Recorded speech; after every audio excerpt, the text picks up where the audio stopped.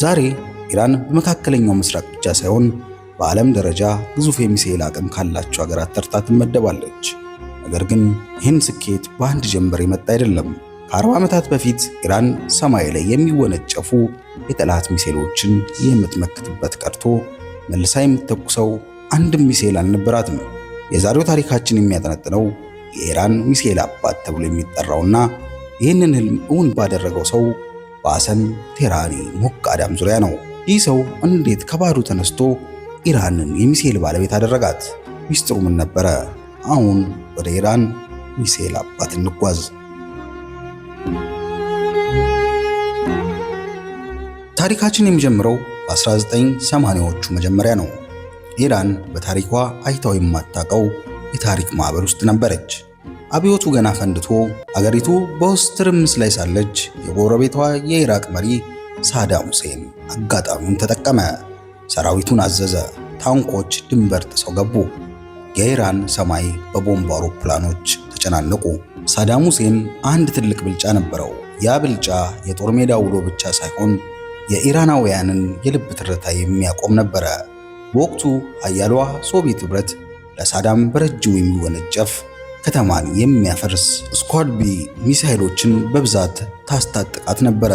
ይሄ የታሪክ ምዕራፍ የከተሞች ጦርነት ተብሎ ይታወቃል። ሳዳም ሁሴን ጦር ግንባር ላይ ማሸነፍ ሲያቅተው ፊቱን ወደ ንጹሃን ዜጎች አዞረ።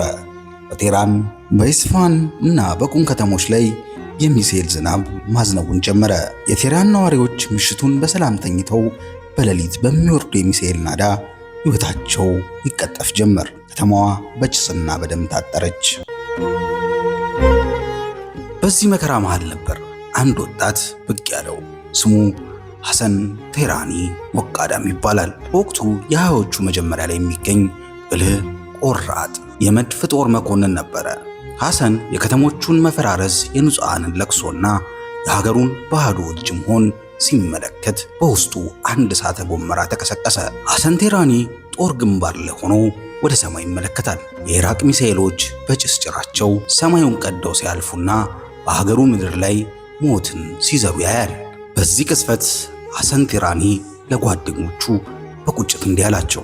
እስከ መቼ ነው እጃችንን አጣጥፈን የምንቀመጠው? እስከ መቼ ነው እጃችንን አጣጥፈን የምንደበደበው? እስከ መቼ ነው ሌላ ሀገር መሳሪያ እስከሚሰጠን የምንለምነው? ጠላቶቻችንን መመከት የምንችለው የራሳችንን ክንድ መፍጠር ስንችል ብቻ ነው ሲል በቁጭት ተናገራቸው። ነገር ግን ነገሩ ቀላል አልነበረም። ኢራን የሚሳኤል ሳይንስ ቀርቶ ቀላል ቴክኖሎጂዎችን እንኳን ለመስራት የሚያስችል መሰረት አልነበራትም። ዓለም አቀፍ ማዕቀብ ሀገሪቱን አንቆ ይዟታል። ማንም ሀገር አንድ መሳሪያ እንኳን ሊሸጥላት አይችልም። ሐሰን ቴህራኒ ግን አይቻልም የሚለውን ቃል አይቀበልም። የእሱ እምነት ከቴክኖሎጂ በላይ የጸና ነበረ።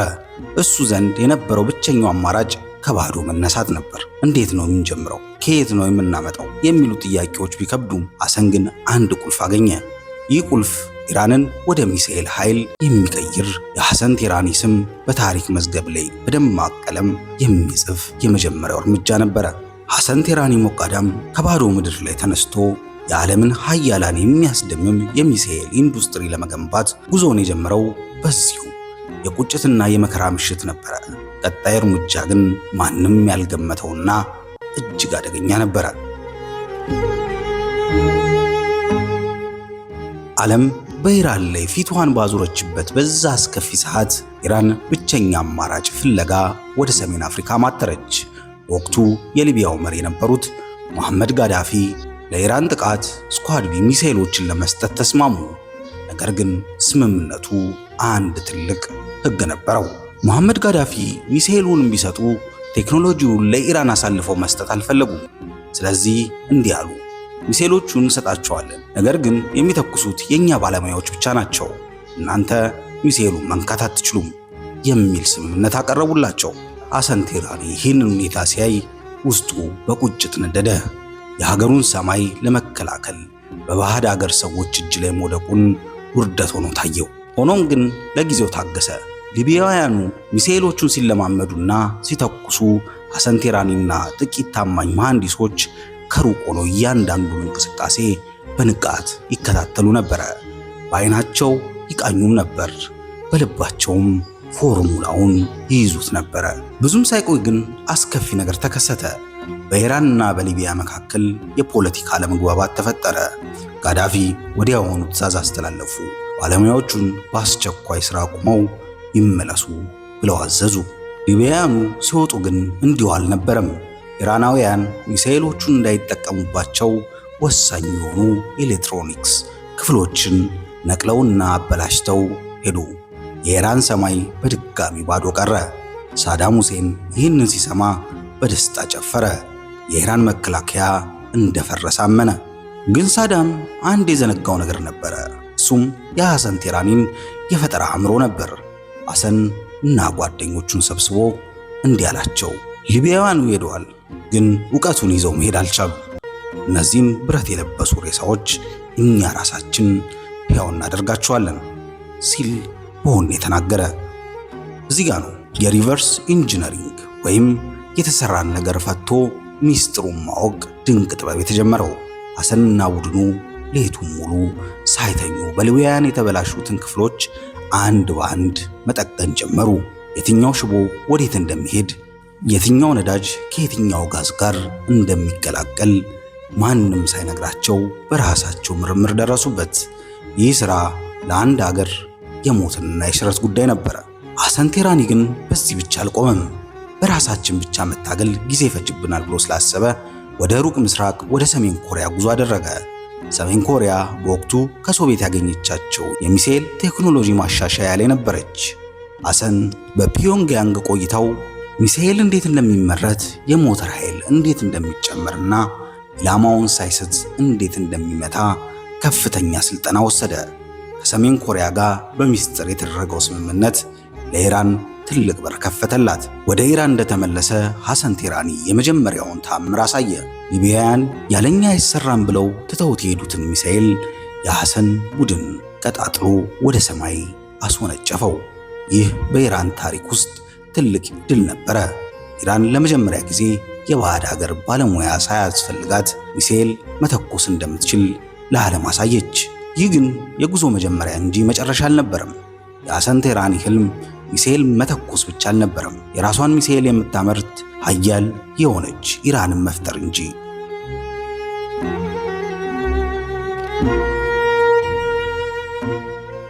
በ1980ዎቹ ማብቂያ ላይ ኢራን ከጦርነት በድል ባትመጣም አንድ ትልቅ ትምህርት ግን ቀስማ ነበረ። እሱም በራስ መቆም የሚል ነበር። ሐሰን ቴራኒ ደግሞ የዚህ ዕቅድ ዋና መሐንዲስ ሆነ። እሱና ቡድኑ በቴህራን አቅራቢያ በሚገኝ ምስጢራዊ ዋሻዎች፣ ፋብሪካዎች ውስጥ ራሳቸውን ዘጉ። ሐሰን አንድ መሪ ቃል ነበረው። ጠላት እኛ ያለበትን ቦታ ማወቅ የለበትም፣ እኛ ግን ጠላት ያለበትን ቦታ ብቻ ሳይሆን የሚያስበውንም መቅደም አለብን ሲል ለቡድን አጋሮቹ ይፋ አደረገ። በ1987 ዓ.ም ኢራን የዘራችውን የመጀመሪያ ፍሬ አጨደች። እሱም ሻሃብ 1 የተባለውን ሚሳኤል ተወለደ። ይህ ሚሳኤል የሰሜን ኮሪያ ሃውሶንግ 5 ቅጂ ቢሆንም ለሐሰን ቴራኒ ግን ትልቅ ድል ነበረ። ምክንያቱም አሁን ኢራን የራሷን ሚሳኤል በራሷ ፋብሪካ ማምረት ጀመረች። ነገር ግን ሐሰን በዚህ አልረካም። ይሄ የሰው ዕውቀት ውጤት ነው፣ እኛ ደግሞ ከዚህ በላይ መሄድ እንችላለን በማለት ቀጣይ ጉዞውን አመላከተ። ታዲያ እዚህ ጋር ነው የሐሰን ቴራኒ ትልቅ የቴክኖሎጂ አብዮት የሚጀምረው። መጀመሪያ ላይ የነበሩ ሚሳኤሎች በፈሳሽ ነዳጅ የሚሰሩ ነበሩ። የፈሳሽ ነዳጅ ችግር ምንድን ነው? ሚሳኤሉ ለመተኮስ ከፈለጉ ጥቂት ሰዓታት በፊት ነዳጁ መሞላት አለበት። ይህ ደግሞ ጊዜ ይወስዳል። ጠላትም ሚሳኤሉ ሊተኮስ መሆኑን በሳተላይት በቀላሉ እንዲያውቅ ያደርገዋል። ሐሰን ቴራኒ ግን ወደ ጠንካራ ነዳጅ ቴክኖሎጂ ለመሸጋገር ወሰነ። ጠንካራ ነዳጅ ማለት ልክ እንደ ክብሪት ነው። በማንኛውም ሰዓት በማንኛውም ቦታ ሆኖ በሰኮንድ ውስጥ ተኩሶ ማጥፋት ይችላል። ጠላት ለማየትም ሆነ ለመከላከል ጊዜ አይኖረውም። ይሄ ሽግግር ኢራን በመካከለኛው ምስራቅ የማትፈራ ሀገር አደረጋት። ሐሰንና ቡድኑ የርቀት ገደቡን ሰበሩት። በመጀመሪያ 300 ኪሎ ሜትር፣ ቀጥሎ ደግሞ 500 ኪሎ ሜትር፣ በመጨረሻም 1300 ኪሎ ሜትር የሚምዘገዘጉ ሻሃብ ስሪን ሰሩ። ይህ ሚሳኤል ኢራን የተቀመጠችበት ቦታ ሆኖ መላውን መካከለኛ ምስራቅና የእስራኤልን ከተሞች መምታት እንደሚችል ማሳያ ነበረ። ዓለም ደነገጠች። ማዕቀብ ውስጥ ያለች ሀገር እንዴት እንዲህ ያለ ርቀት መጓዝ ቻለች ብለው ጠየቁ። መልሱ አንድ ብቻ ነበረ፤ የሐሰን ቴህራኒ ቆራጥነት።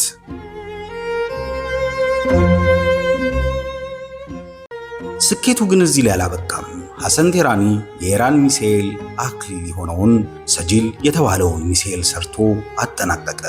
ይህ ሚሳኤል እስከ 2000 ኪሎ ሜትር ይጓዛል።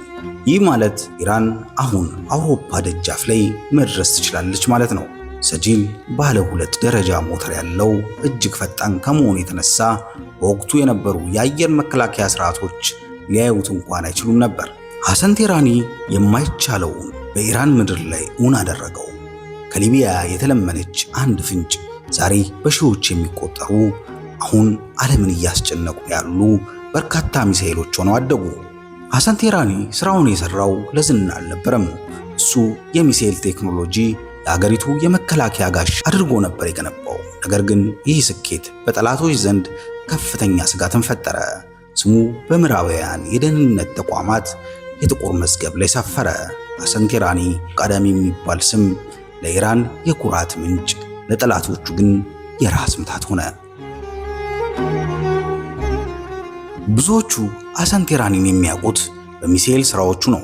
ነገር ግን ከብረታ ብረቱ ከፈንጂ በስተጀርባ የነበረ ሰው ተራ ወታደር አልነበረም። እሱ የሳይንቲስት አእምሮ፣ የመሐንዲስ እጅና የስትራቴጂ ልብ ያለው ሰው ነበረ። በኢራን የጦር ሰራዊት ውስጥ የሚሳኤል ፕሮግራም አባት የሚል ስም ያተረፈው ዝም ብሎ አይደለም። ሐሰን አንድ ጽኑ ፍልስፍና ነበረው። አንዲት ሀገር የራሷን ክንድ ካልገነባች ጠላቶቿ ሁልጊዜም ደጃፏ ላይ ቆመው ያስፈራሯታል የሚል ትልቅ ፍልስፍና ነበረው። ለሱ ሚሳኤል ማለት የጥቃት መሳሪያ ብቻ ሳይሆን ሀገሩን ከውርደት ከወረራ የምትጠበቅበት የብረት ጋሻ መከለያ ማለት ነው ብሎ ያምናል። የሐሰን ቴህራኒ ትልቅ ስኬት ግን ሚሳኤል መስራት ብቻ አይደለም፣ የማይፈርስ ስርዓት መገንባት እንጂ። እሱ አንድ ነገር ጠንቅቆ ያውቅ ነበረ። ጠላቶቹ እንደማይተኙለት ያውቅ ስለነበረ እንዲህ ሲል ሁሌ ይናገር ነበር። እኔ ዛሬ ብኖር ነገ ሞታለሁ፣ እውቀቴ ግን መሞት የለበትም እያለ ለቡድን አጋሮቹ ይነግራቸው ነበር። በዚህም ምክንያት በሺዎች የሚቆጠሩ ወጣትና ጎበዝ መሐንዲሶች ከዩኒቨርሲቲ እያመረተ በራሱ ልዩ ተቋም ውስጥ አሰለጠነ። እውቀቱን ለጥቂቶች አላስቀረም፣ ይልቁንም ወደ ትውልድ እንዲሸጋገር አደረገ። ዛሬ ኢራን የምታመርታቸው እጅግ ዘመናዊ ሃይፐርሶኒክ የሚባሉ ሚሳኤሎች በሙሉ የሐሰን ቴህራኒ ተማሪዎች ውጤት ናቸው። ሌላኛው የሐሰን ቴህራኒ ድንቅ ስትራቴጂ የሚሳኤል ከተሞች ግንባታ ነው። በሳተላይት በአውሮፕላን ሊታዩ የማይችሉ ከመሬት በታች በ500 ሜትር ጥልቀት ላይ የተቆፈሩ ግዙፍ ዋሻዎች አስገነባ። እነዚህ ከተሞች በሚሳኤል ብቻ የተሞሉ አይደሉም። ራሳቸውን የቻሉ የፋብሪካ የነዳጅ ማከማቻና የማስወንጨፊያ ማዕከላት ናቸው። ጠላት ሚሳኤሎችን አወድማለሁ ብሎ ሰማይ ላይ ቢመጣ እንኳን የኢራን ሚሳኤሎች ከመሬት በታች ሆነው ለጥቃት ዝግጁ ናቸው። ይህ የከርሰ ምድር ስትራቴጂ ኢራንን በመካከለኛው ምስራቅ የማይደፈር ኃይል አደረጋት። ሐሰን ቴህራኒ አንድ ትልቅ ግብ ነበረው። እርሱም እስራኤል ኢራንን ለመምታት ብታስብ የምትከፍለው ዋጋ ከጥቅሟ በላይ እንዲሆን ማድረግ የሚል ነበረ። የሱ ሚሳኤሎች ኢላማዎች የመምታት ትክክለኝነት እንዲኖራቸው ሌት ተቀን ደክሟል። ነገር ግን እንዲህ ያለ ግዙፍ ስኬት ያለ መስዋዕትነት አልመጣም። የሐሰን ቴህራኒ ህልሞች በደመቁበት በዚያ ቅጽበት ታሪክ ሌላ ያልታሰበ ገጽ ሊገልጥ ተዘጋጅቷል።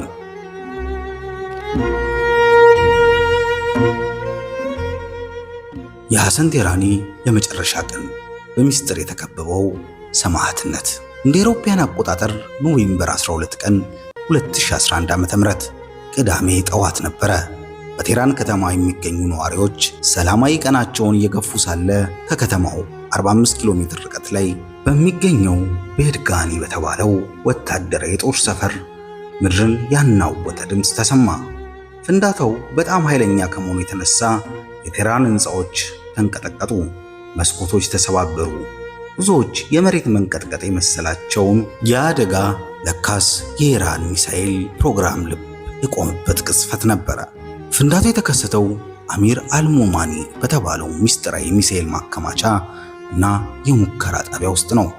ጭሱ ሰማዩን ሸፍኖታል። በቦታው የነበሩ ሰዎች ሁኔታውን ለማመን ተቸገሩ። በዚያች ቅጽበት የኢራን የሚሳኤል አባት ሐሰን ቴራኒ ሞቃዳምና 16 የቅርብ ረዳቶቹ ሕይወታቸው አልፎ ነበር። ሐሰን ቴራኒ በቢሮ ተቀምጦ ትዕዛዝ የሚሰጥ ሰው አልነበረም። ሕይወቱ በለወጠው በዚያች የመጨረሻ ቀን እሱ ቡድኑን አዲስ የተሰራና እጅግ ረጅም ርቀት የሚጓዝ የሚሳኤል ሞተር እየሞከሩ ነበረ። እስከ ዛሬ ድረስ የዚህ ፍንዳታ ትክክለኛ መንስኤ አከራካሪ ሆኖ ቀጥሏል። የኢራን ወታደራዊ ባለስልጣናት ሚሳኤል ሲጫን የተከሰተ የቴክኒክ ብልሽት አደጋ ነው በማለት መግለጫ ሰጡ። ነገር ግን የምዕራባውያን ደህንነት ባለሙያዎች፣ ጋዜጠኞች ሌላ ታሪክ ይናገራሉ። ለነሱ ግምት ፍንዳታው በእስራኤል የደህንነቱ ተቋም ሞሳድ የተቀነባበረ የሳይበር ጥቃት ወይም የደህንነት ሰርጎ ገብ ሴራ ነበር ይላሉ።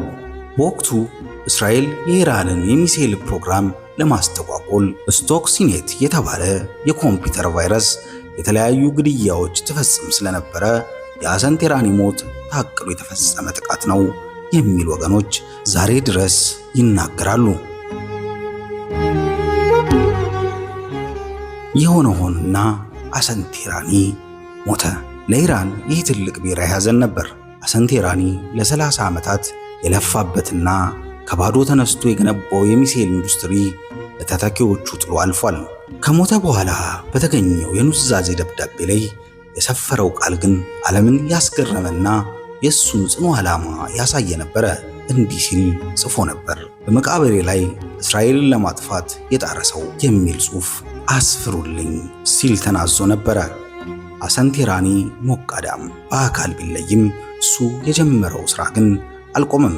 ዛሬ ኢራን የምታስወነጭፋቸው መላውን መካከለኛ ምስራቅ እንዲሁም ዓለምን የሚያሸንፉ ሚሳኤሎች በሙሉ የሱ የአእምሮ ልጆች ናቸው። እሱ ከባዶ አፈር ላይ የገነባው ተቋም ዛሬ ለኢራን ትልቅ መከላከያ ዋስትና ሆናት። የሐሰን ቴራኒ ታሪክ የጥበብ፣ የቁርጠኝነት፣ በመጨረሻም የከባድ መስዋዕትነት ታሪክ ነው። አንድ ሰው በሀገሩ ላይ ያለውን ተጽዕኖ ለማየት ዛሬ በኢራን ሰማይ ላይ የሚምዘገዘጉ ሚሳኤሎችና በውስጣቸው ያለውን የሐሰን ቴራኒ ቴክኖሎጂ መመልከት ይበቃል። ውድ ተመልካቾቼ የሐሰን ቴራኒ ሞቃዳም ታሪክ እዚህ ላይ ያበቃል። እናንተስ ይህንን ታሪክ እንዴት አያችሁት? የኢራን የሚሳኤል አቅም ለቀጠናው ሰላም ወይስ ስጋት? ሐሳባችሁን ኮመንት ላይ አጋሩን። ይህን ቪዲዮ ከወደዳችሁት ላይክ ማድረጉን፣ ሌሎቹ እንዲደርስ ደግሞ ሼር በማድረግ አበረታቱን። ለቻናላችን አዲስ ከሆናችሁ ደግሞ እንዲህ ያለ ታሪክና ወታደራዊ ትንታኔ እንዲደርሳችሁ ሰብስክራይብ ማድረጉን አትርሱ። በሚቀጥለው ቪዲዮ እስከምንገናኝ ቸር ቆዩን። ሰላም ለሀገራችን፣ ሰላም ለዓለማችን ይሁን።